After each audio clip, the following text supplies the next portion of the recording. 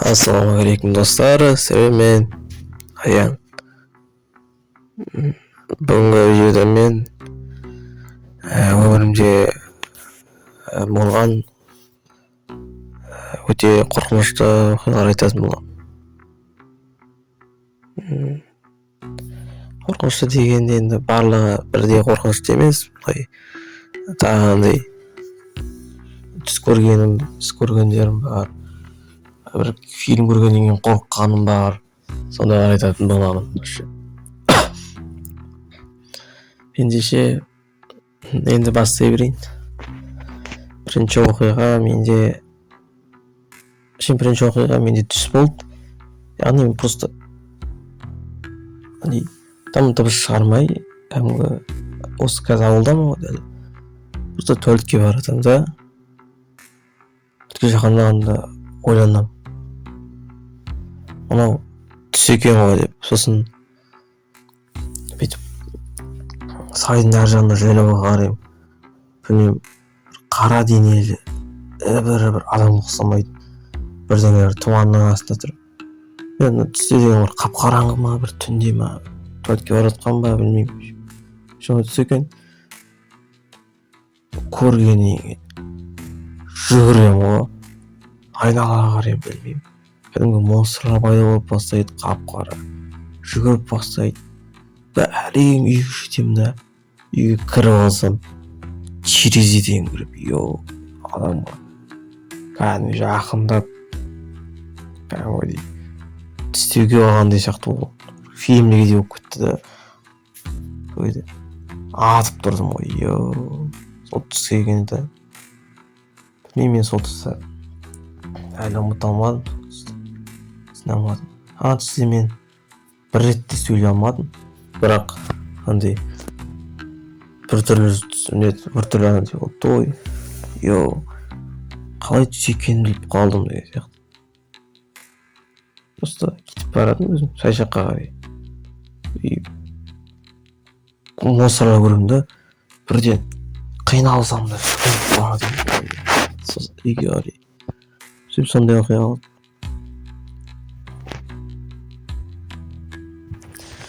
Екінші оқиғада уже қалай айтсам болады.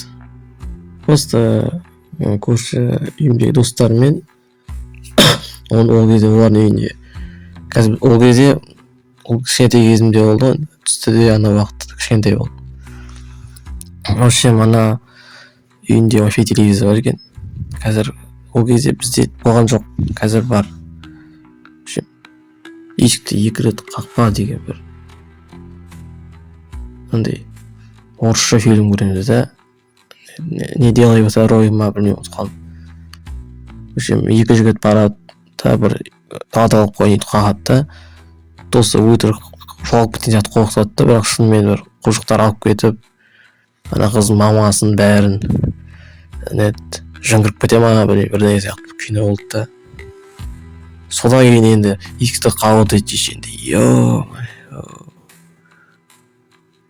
шығады да, досын прикол ұстағанда ол есікті 3 рет қағады да, шошып кетеміз ғой, қақпашы деп.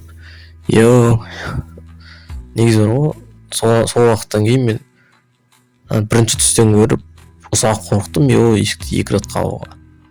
Негізі есікті қалай қақсам бәрі ғой, бірақ ана фильмді көргеннен кейін жаман қорқып кеттім ғой, қақпақ қойындаршы деген сияқты болды. Сондай болды андай. Сол есіме түссе, білмеймін. Есікті қаққым келмей қалатыны бар. Просто есік ашық болса екен деген ойда болады ғой. Кілттен битірсе екен деп.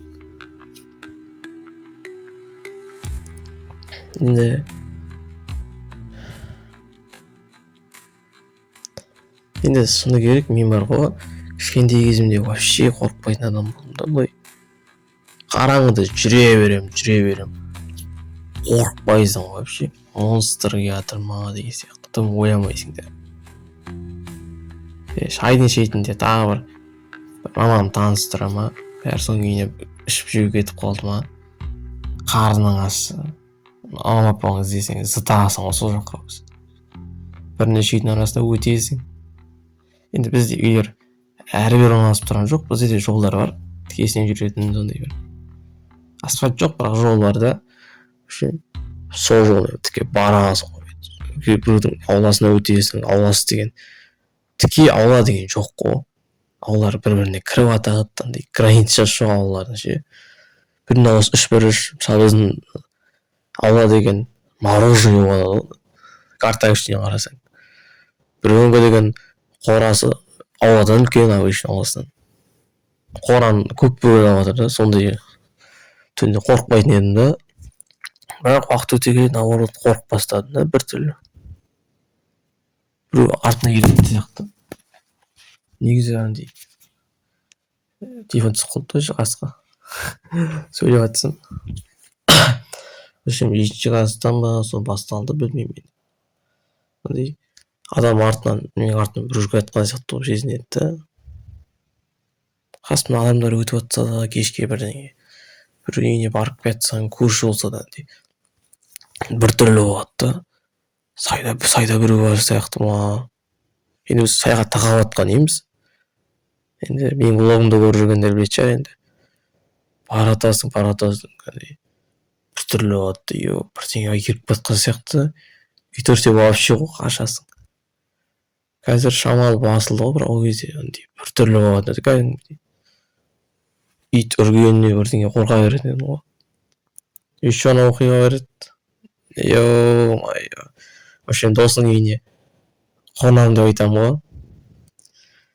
Ол үйінде андай кухнясында кіре берісінде андай нет жабатын жоқ та андай. Жабатын бірдеңелер.